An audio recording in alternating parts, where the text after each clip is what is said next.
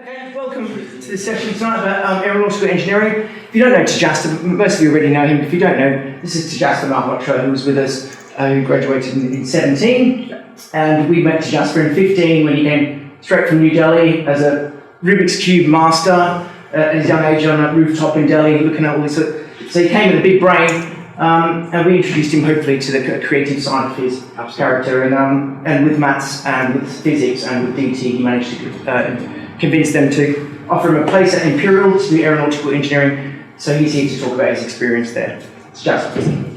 Hi, good evening everyone. First of all, thank you all for coming, even the latecomers. Alright, so today I'm going to be talking about engineering and design, and a little bit about myself as well, looking at it from my perspective and how other people might have perceived engineering and why some people like engineering and why some people don't like engineering.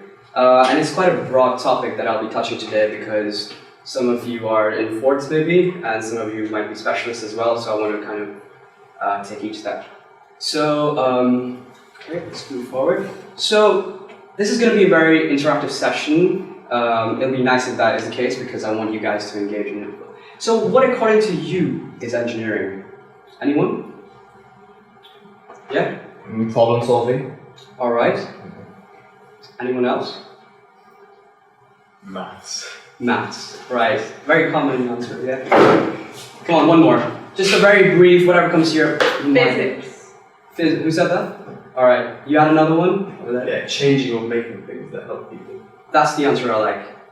Alright, so, according to Wikipedia, unfortunately you can't read that.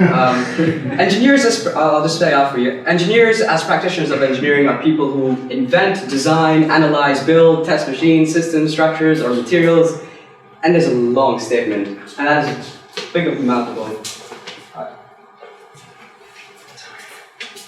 But, you know, when asked what engineering is, like, the first common answers were maths, physics. Well, you know, a lot of people perceive engineering as a lot of nasty calculations, a lot of metalworking, smelling like liquid coolant in factories, and basically doing the same task again and again and again, and you may not enjoy it because, well...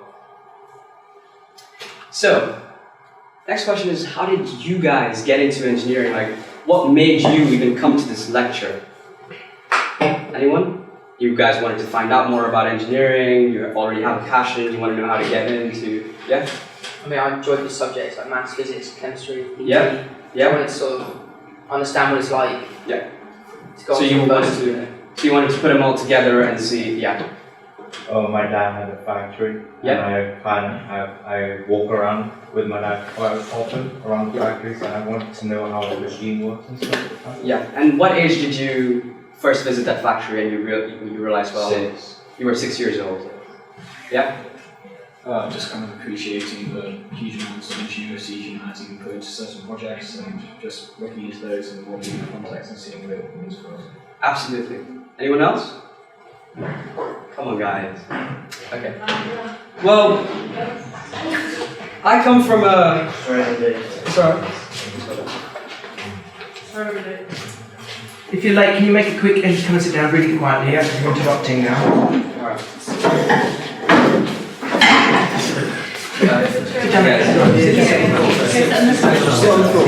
Just sit there. Right? Okay. By the way, if at any point you guys have any questions, please feel free to ask. So, I come from New Delhi, India. Now, where I come from, there is no lack of engineers. There are, in fact, too many of them. The problem there is that there are so many engineers, but no one's really making much of a difference. I saw people getting a lot of good marks in exams, but still not doing anything about it because they just didn't like the subject, they just wanted to secure a safe job and all that kind of stuff. So the problem I saw was that no one was doing these things with passion. And I think that is really important when it comes to not just engineering, but anything in life. So when I was, you know, as kids we all love superheroes and we dream about maybe becoming one of them as well. But as we keep growing up, you know, teachers, the people around us, our own parents and family members, they all say, focus on something realistic, man. But I was one of those weird kids who didn't listen. that is me in 2013. So I was really bored and I looked up the software. And that's all made by paper, by the way. Paper and super glue. And I think this was really when I said, well, I don't want to follow what society does. I want to kind of do my own thing. But this is not, anyone can do this. But yeah. And the next thing I started doing was making Rubik's Cubes. So, does everyone over here know what a Rubik's Cube is? Right, so I got into speed solving, but what interested me even more was how these Rubik's Cubes work. Because all these blocks are moving around, there must be something that's holding them together, not exploding. Well, when you're speed solving, yes, they explode sometimes because you're loosening them.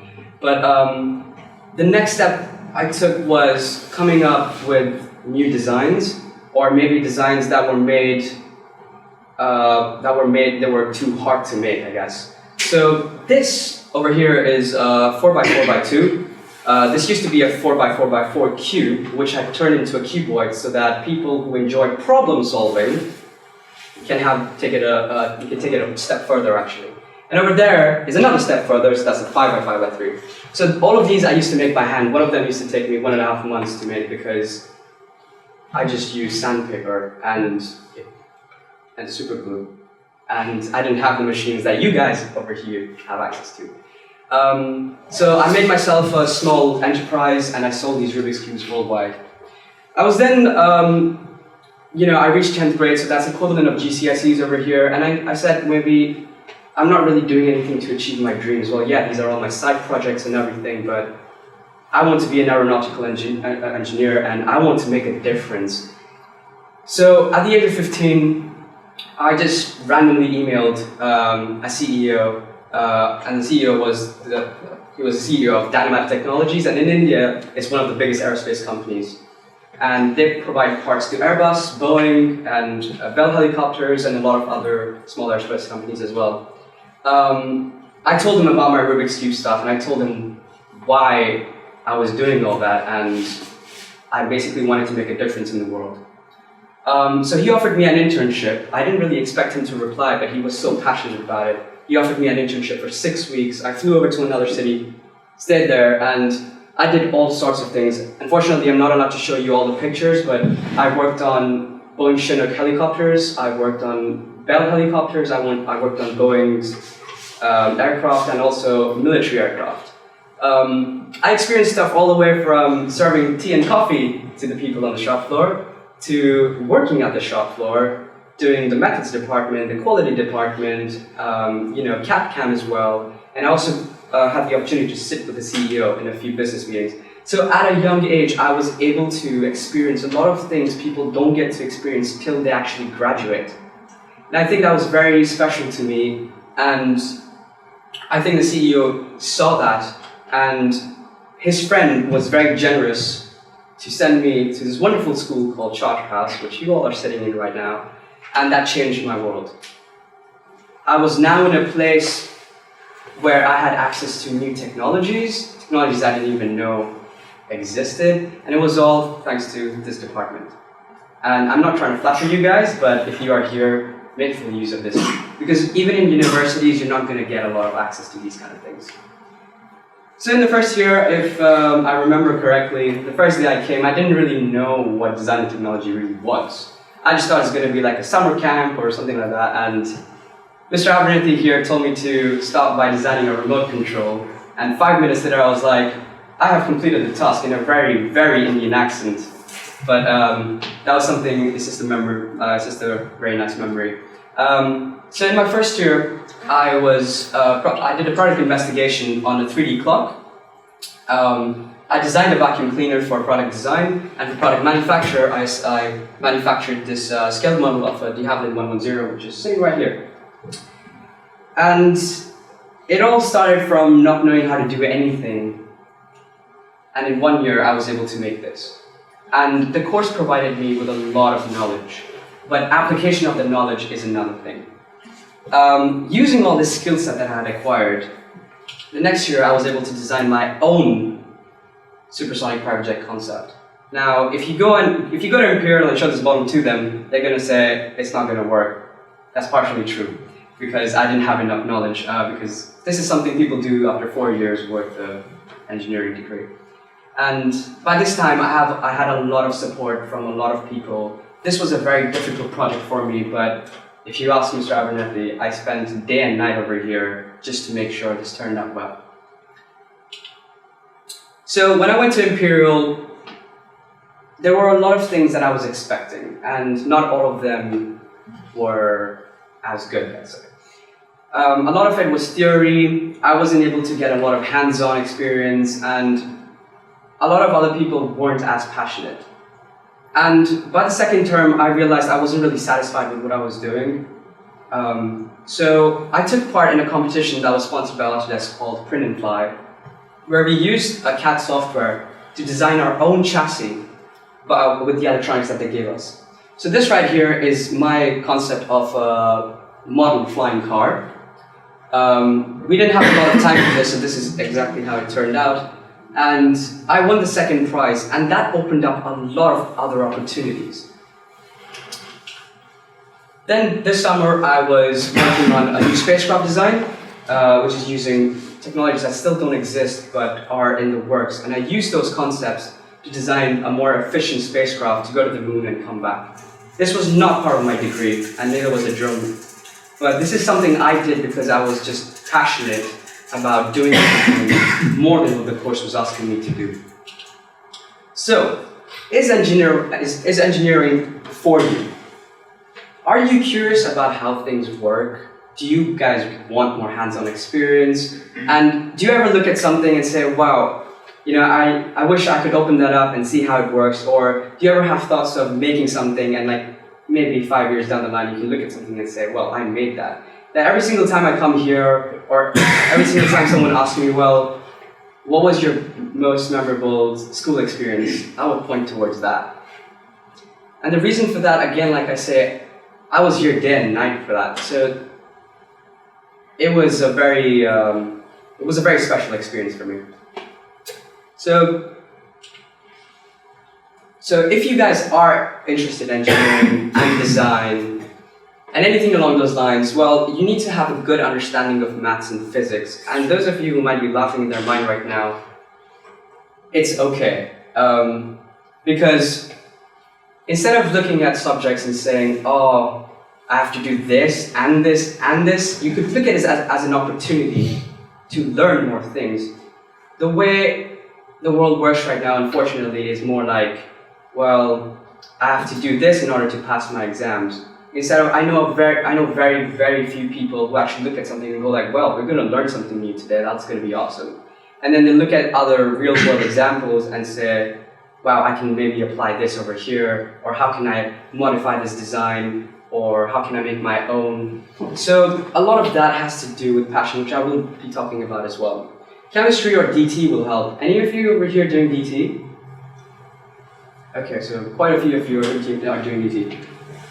Your course actually equips you with, like, it gives you all the skill set required to actually design products. So I don't know how much theory you guys do now, but when I was doing my levels of DT, we went through a process of designing, development, review, testing, manufacturing, and it was not a linear cycle, it was more of a cyclic cycle. Sorry. But, you know, and this is something that Mr. Abernethy really emphasized on, because people who haven't designed things always think it's a linear process, but it's not. And there are loads of challenges that you have to overcome.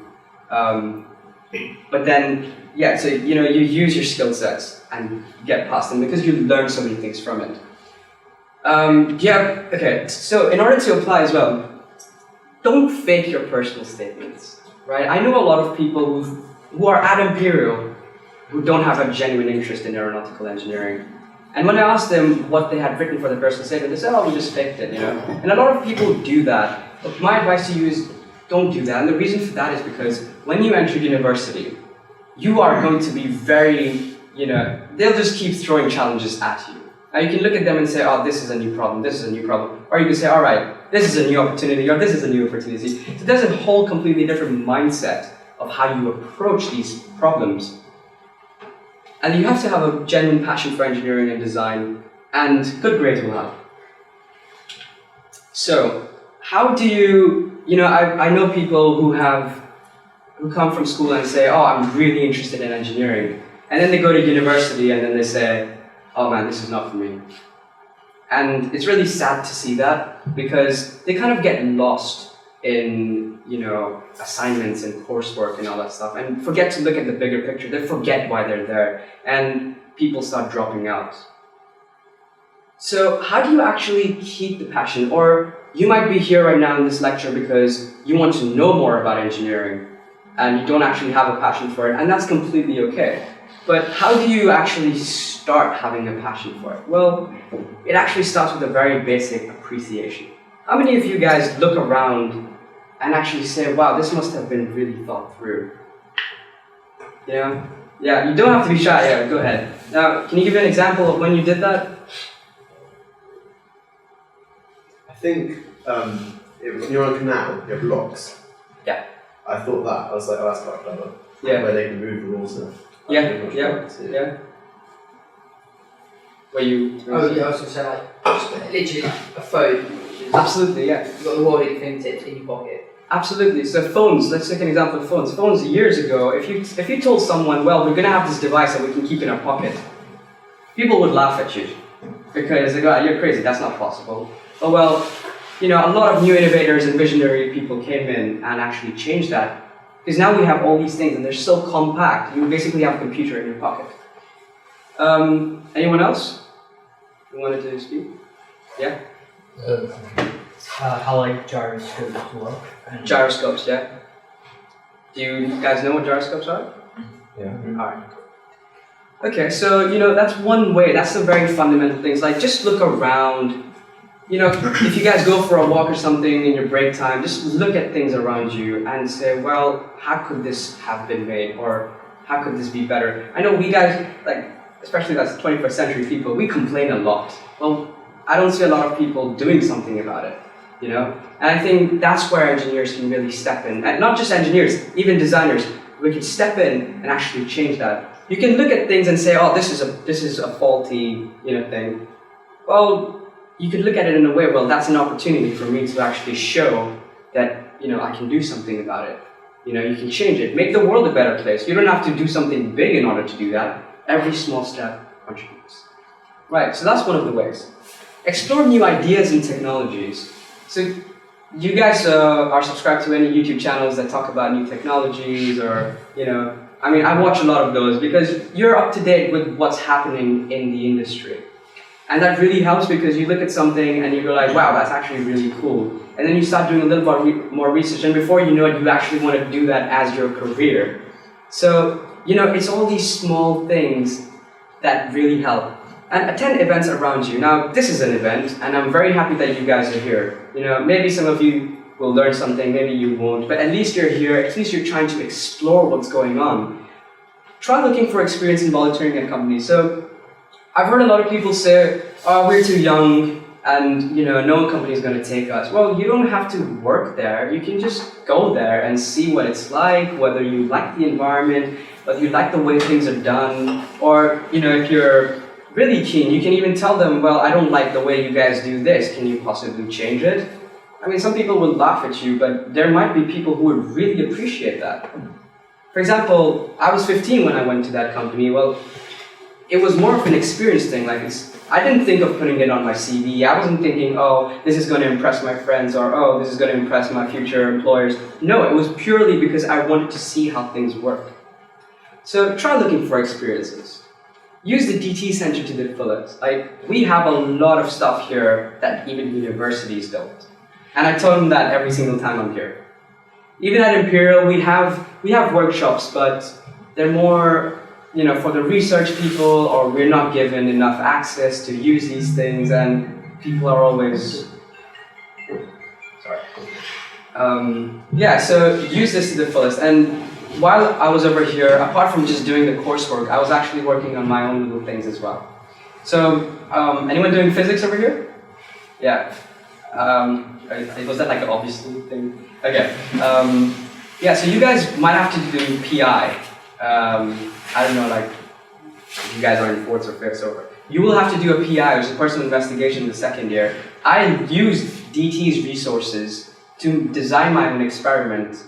And I was told by the physics teachers not to do that experiment because anyone in the past who had done it failed at it.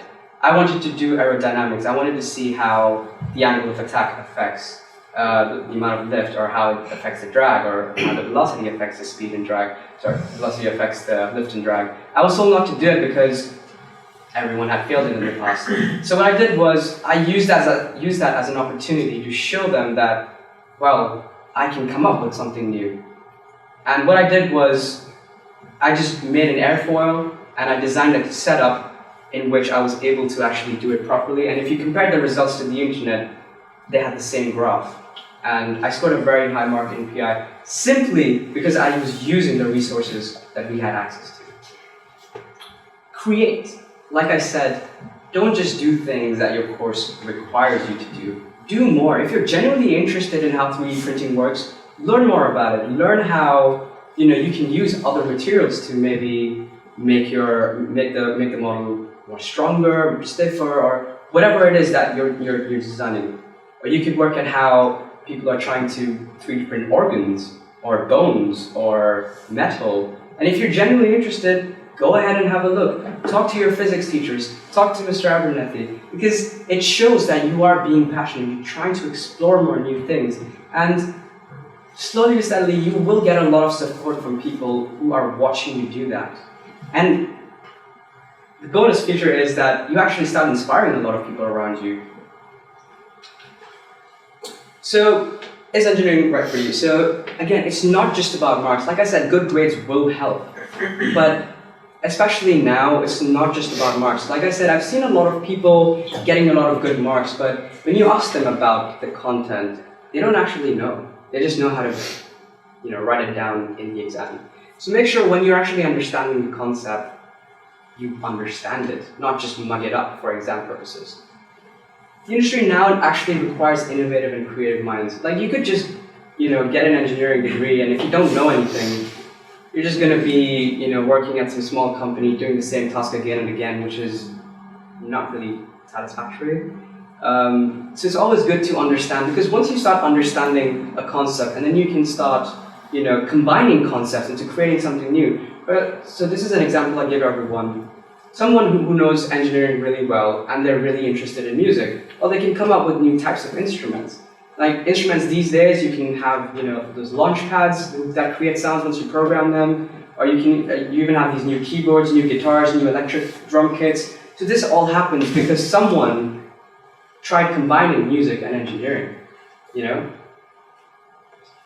So, again, passion, I cannot emphasize enough on that. The industry is changing. Now, really long back, things weren't the way they are now. For example, now we're using more robotics, we're using artificial intelligence, we're using nanotechnology. Do any of you know what IoT is? Internet of Things? Yeah. Does anyone else know what that is? Yeah. Okay. Have a look, guys. This is the first opportunity for you guys to go back and actually look at IoT, because this is something, it's almost equivalent to the fourth industrial revolution. You guys know what industrial revolution is? Yeah. Quantum computing. Yeah, sorry. Is that Java real quick? I am an Iron Man fan. Do you guys know Jarvis? Yeah. It's an AI. That's from Age of Ultron. But so who knows quantum computing? It's a computer that uses the basics of quantum mechanics instead of normal binary code. So Absolutely. it uses non-spin values of quantum particles as its 0 or 1 values. Yeah. Used to that to pretty much just create instant computing. Absolutely. Same Same thing? Okay. For those of you who don't know, sorry, did you say something? It works on probability, right? What's the probability of? The quantum computer just works on probability, and it may or may not give the result. Absolutely. So maybe or maybe not, if you guys are doing physics, you guys will touch the topics of quantum. And just to give a brief about what exactly it is. Well, imagine a coin. So I can either do heads or tails, right? That's either, say, one or the other. But in quantum, you start looking at how you can spin the coin, So that's a whole different world. Now you've got 360 degrees, and what all can you not do with it? But this is still into research. And then we're also using biotech. So one of my favorite companies who are doing a very good job at trying to push innovation is Autodesk. Now, I found Autodesk when I was 14, and I started using 3ds Max, which is actually a graphic software, but I used it just because I wanted to explore things. But that plane right there and this plane right here was actually designed in 3ds Max. And like I said, it's not the most efficient software for engineering, but it's something that I use. Well, Autodesk actually have a lot of software, and the good thing is it's actually free for students. So I actually used Autodesk Flow Design to do aerodynamics on that plane that you see over there. Now, so they have a new software called Fusion 360, and the reason why I love this software so much is because it has all the things that different softwares have, but compiled into one. And in this software, you can do modeling, like, do you guys use SpaceClaim over here? Yeah, so stuff that SpaceClaim can do, and then you gotta export it to Keyshot to do rendering. Yeah, well, Fusion can do that in itself. Then it can even animate, it can do simulation, CAM, and drawing. Do you guys know what CAM is? Sorry? Computer-aided manufacturing. Absolutely, yeah. So this is, if you guys want to start exploring a bit into engineering, there are a few free tutorials and everything. Just, try it out. Even if you end up saying, well, I don't want to do engineering, it's something that you would have explored. And I think life is all about experiences, so you should give it a shot. Now, so it's free for education and it's cloud-based. It also uses a bit of AI, and there are free tutorials and courses. It's a very user-friendly software. I know SpaceClaim can be a pain sometimes, but and there's not a lot of tutorials out there. But for Fusion 360, Autodesk people themselves make the tutorials, so it's very. You can be more confident that yeah, I do know this. And then it's a CAD package for the modern engineer. Another opportunity for you guys is Airgineers. So, any of you guys into drones? Yeah? Yeah, a lot of you. So, drones are basically taking over the world, right? And what Autodesk has done is, Autodesk is trying to provide quality education all over the world. And this is one of the programs that they do. They do others like Formula Racing as well, but this is the one I have had experience in. So there are two categories. One of them is this big drone, it's called the 3S, and that one is a mini drone. Now, this competition, it's a STEM challenge. Do you guys know what STEM challenges are? Science, technology, engineering, mathematics. Absolutely. So this is a STEM challenge. Now, you don't have to be a university student. This is actually aimed for school students. So you guys can get started right away. And if I'm right, this department actually has both of these kits. Now, you guys can come in, talk to him, and get engaged with these kind of things. Because, to be honest, they're really cool. You might find this lecture boring, or you might find it interesting, but give this a hands-on. And you'll see, once it's finished, or even if it's not finished, you'll go like, well, I made that. I designed a plane a few years ago, and I tried to make it fly, it didn't fly, and I was really sad, but hey, you look back and you say, well, I learned a lot of things in the process. So this is one really cool program that you can do. If you guys are into F1, Autodesk people also have an F1. And you can log on to airgineers.co.uk to find more about it. I'll end with a very nice quote that I like. It's from Albert Einstein. Imagination is more important than knowledge. Knowledge is limited. Imagination serves the world, sorry. Yeah, so everything that you learn at school or around you, it's more about how you apply it to your imagination. We are still very young. Our imaginations can go really wild sometimes. So, use whatever knowledge you have and try to create an impact for the world. Thank you.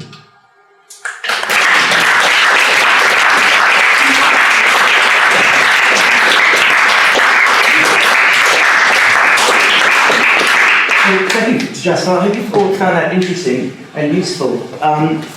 Obviously, this is an area that you've got interest in, that's why you're here, but I just thought I'd say that it's very broad, this area of engineering, and what's Justin saying about looking at things and trying to looking at everything with a curious lens, and it takes a bit of application, I suppose, if you're not naturally like that. But once you do start looking at things like that, it will snowball, like you're saying. Absolutely, yeah.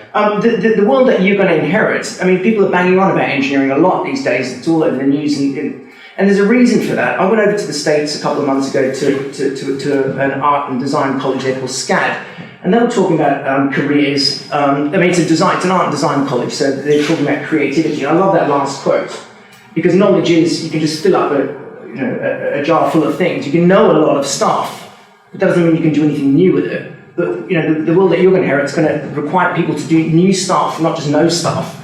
So you might have half the knowledge of someone else, but you might be able to do amazingly creative things with that, change and impact people's lives and change the world. So it's what you do with what you have. But I just wanted to end to link it up with maybe a future career that I know is, I've talked to my students about, that's out there, that I learned about at SCAD, called UX, which is called User Experience. Some of you already know this probably.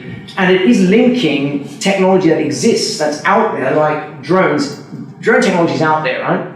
People, probably the most useful thing people are using it is to do criminal things and smuggle drugs into jails and stuff like that. But the technology for drones to deliver to your house food or anything that you want is there. So why isn't it, why is it not? Why aren't we using it? And the answer that they told us is that because you're an 80-year-old, 90-year-old person needs to be granny-proof. The technology, if you're going to platform something, a system in order to order groceries from the store for them to deliver by drone, that's got to be grandma-proof. That's how they were saying it. So there's a new position that's arising that's called user experience, and it takes an understanding of engineering and an understanding of psychology and human behavior and an understanding of design. All of these things, that breadth of knowledge, in order to be able to fit that job. Now those graduates that have gone off, it's a new course, and I heard that the graduate last year from this college, like a 19-year-old sort of student, is on a 6-figure salary straight out of university, because there's no one else to fill these jobs. And companies like Apple and Amazon and these massive companies are crying out for young people to fulfill these new jobs that they don't know anything about themselves. They know they want it, they know it's going to come, but they don't have the people for it. So it's a very exciting world that you're going to inherit, and your little interest even in engineering might be enough to sort of like place you in a position where you can, maybe explore a new job opportunity. Anyway, I thought it was great talking. I'll open up to questions for Tejasva, of course. Before I go into questions, I just want to say, a lot of people will come to you talking about careers and engineering. I think my aim with this presentation was I would introduce you to the mindset for engineering if you want to make an impact. Like I said, you could be one of those engineers with a very high degree, very good marks, you're not utilizing that to the fullest. And like Mr. Abhinav said over here, there are companies, very big companies out there that want something new that they don't even know that exists. So, like I said, this is more of the mindset. Like, there are technical things, yes, a lot of people will talk about technical things, and I feel like I find it more comfortable to do it on a personal level as well. So talk about things that you can relate to or something that you want. So yeah, I think it's not just the skill set, but also the mindset. So when you combine both of these, you make one hell of a person. So, questions? Yeah. You said when you were first at Imperial, it was all quite theoretical. Yeah. Was it like that the whole time, or does it get more practical? It does get practical as the years advance. So I've only been there for 1 year, and I just started my second year 2 days ago, and I already find it way more interesting. And like I was saying, Mr. Evan, I think the car today. The first year is a lot of theory, and the reason for that is because they want you to have a fundamental understanding of things. You can't just, pick up two things and try to put them together without knowing if these materials are even going to, be friendly with each other, or they're going to break apart or stuff like that, or if what you're designing is actually even going to work. So they want you to have a fundamental understanding. And yeah, it kind of does get boring sometimes, but it depends on the university as well. Like, for example, Imperial did have one coursework, and they had a couple of coursework, but one of the really interesting one was that we were supposed to design a structure that could tolerate 12 kilonewtons of force. And they gave us, the materials. We could choose from whatever material, and there are many design criteria. And this is something that if you do DT, you already have a lot of knowledge of, because when you're designing products, I don't know how much the course has changed now, but when I did my second year in A-level, we had a client.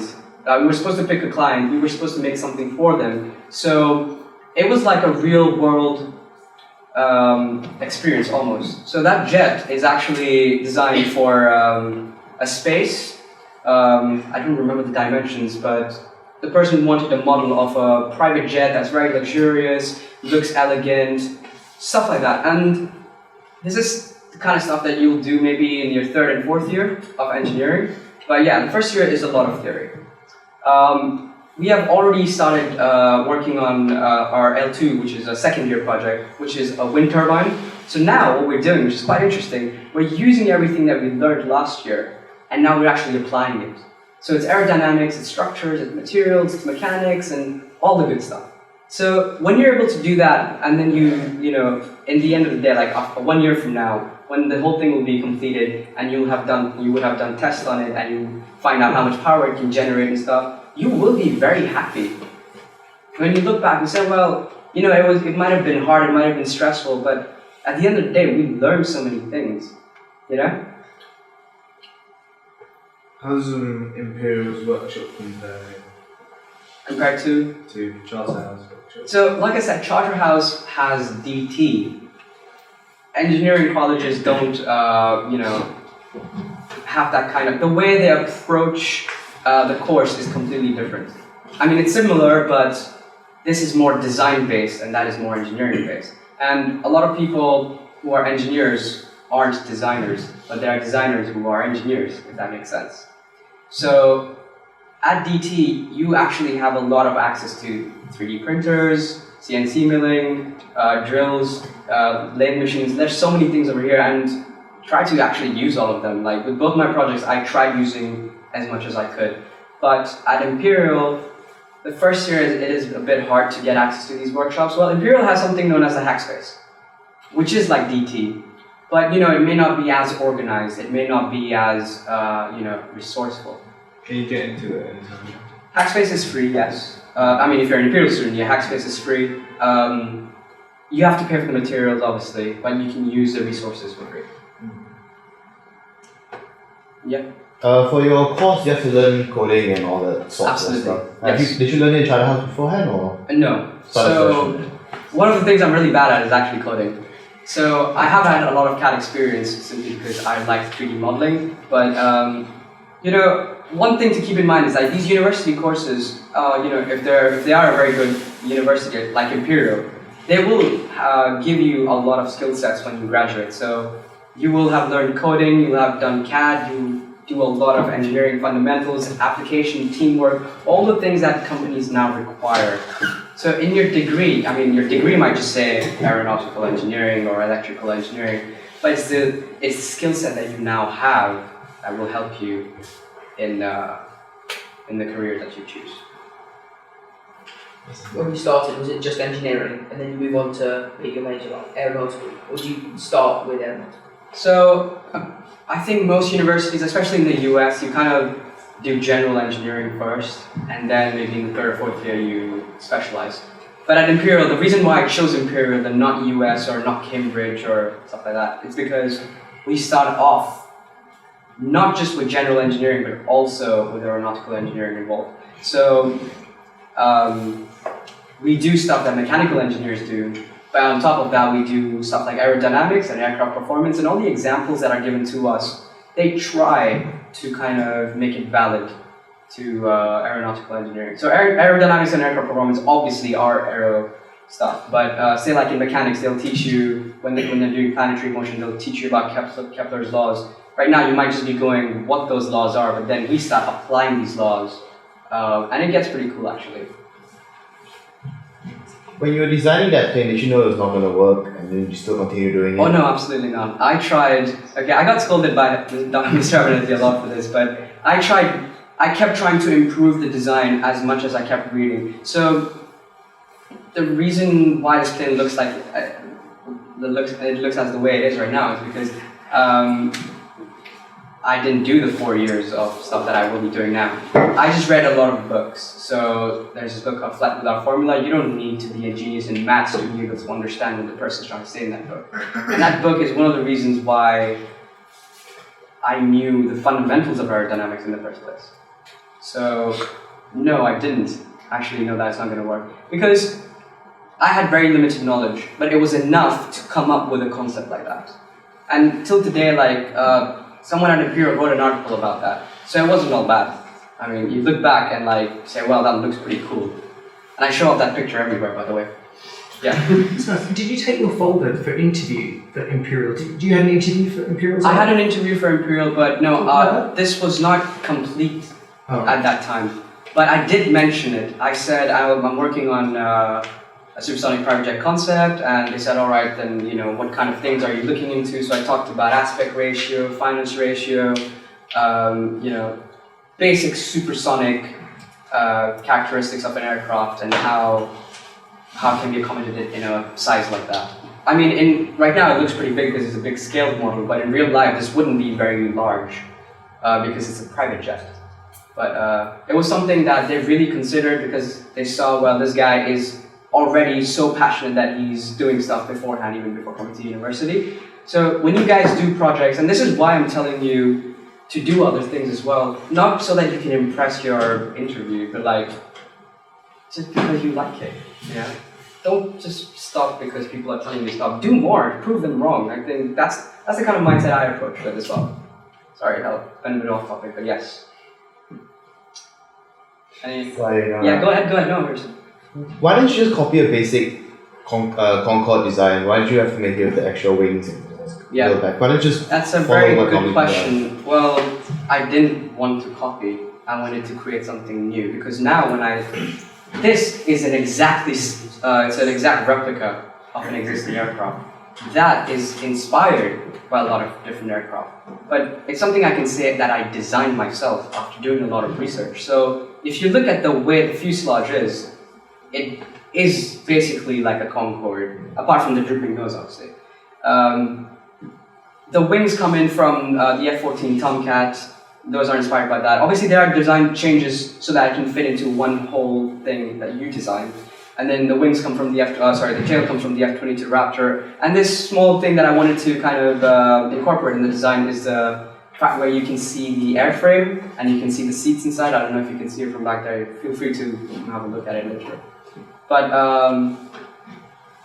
Sorry, that's a really good question because, like with the graphics that I've taught before, where students make architectural models, we have here as well. You can't make an architectural model if you're not an architect, and you don't know the physics of structures and weight distribution and all those things that architects train for so long for. You can't actually sort of do that. So this probably wouldn't work. A student's building wouldn't work. But what's the take home from this is the thing that is the most difficult to keep, and that's his sense of imagination and creativity. And that, that's a difficult thing that needs nurturing. Some people have more of a strong sense of their own creativity than others. So even though Tejasva couldn't test that, I just encouraged him to go with his imagination really, rather than be prevented by the laws of physics or whatever. So I think it was a supersonic plane. He didn't have the software to test it under supersonic conditions because the physics changes there. Yeah. So he did what he could within the realm, but it was more about really sort of being creative. Yeah, again, it was more like exploring rather than trying to prove that it can work. Because in this project, I was able to learn a lot of things. I say this on and on, but that is very exciting. Any other questions? Yeah. How long would it take to build that in real life? That's a very good question and not something that I would know. But if the design already exists and you're only manufacturing it, with the technologies today, maybe a year? I don't know. I honestly don't know. That's a very vague figure, but technologies have improved. And yeah. Anyway, it's 1:45. If anyone wants to suggest any more questions, it's going to be hanging around here. Yeah. So feel free to just stay here and ask him questions. If not, then let's give him a hand. It was a brilliant talk, I thought.